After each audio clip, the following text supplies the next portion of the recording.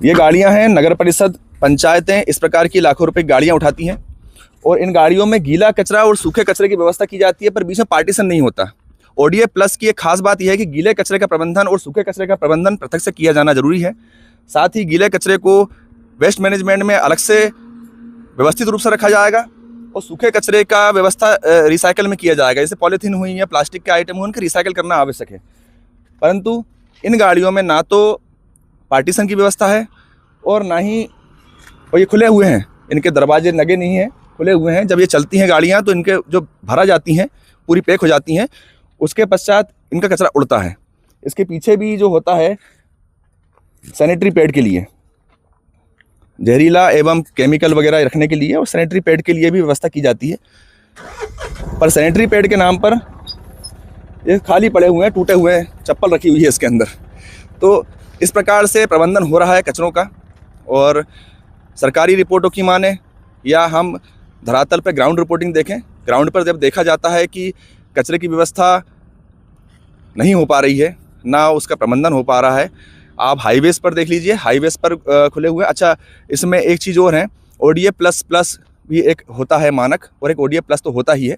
ODA plus और plus plus में ये मानक है कि शौचालय, सार्वजनिक शौचालय की व्यवस्था करना, सार्वजनिक शौचालय के प्रबंधन करना, उनके रखरखाव करना, साथ ही उनके उपयोग के ध्यान देना।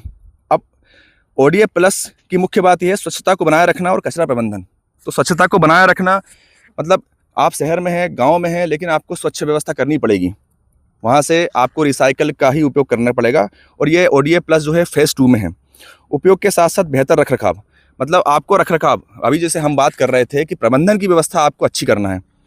ठोस और तरल कचरा प्रबंधन अनिवार्य है। ओडीए प्लस में ठोस और गीला कचरा प्रबंधन अनिवार्य रूप से करा गया है।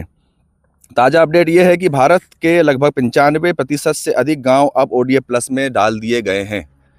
तो आप देख सकते हैं कि हमें ओडीए प्लस की किस प्रकार की भ्रामक स्थितियाँ कागज़ों पर दिखाई जा रही हैं।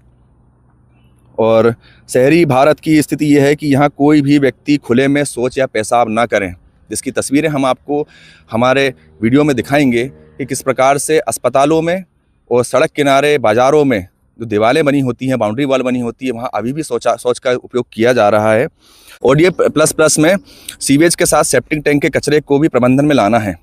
आप देख सकते हैं कई मीडिया हाउस ने इस चीज़ों को लाया है सामने कि और जब सेप्टिक टैंक कचरा साफ़ किया जाता है, सेप्टिक टैंक को साफ़ किया जाता है, तो उस समय कई लोगों की मृत्यु हुई है पूर्व में भी। वर्तमान में मशीनरी का इस्तेमाल किया जा रहा है, पर मशीनरी का प्रबंधन भी उस स्तर का नहीं है सेफ्टी के साथ जिस स्तर का होना चाहिए, जो मानक होते हैं। इस पर क्या सवाल उठाए जाएँ, ये जनता तय करे। क्या गाड़ियों का इस्तेमाल प्रदूषण फैलाता है, या फैक्ट्रीज़, जो बड़ी बड़ी फैक्ट्रीज़ होती हैं वो प्रदूषण फैलाती हैं, या सरकारी नीतियाँ भी प्रदूषण का एक कारण बनती हैं?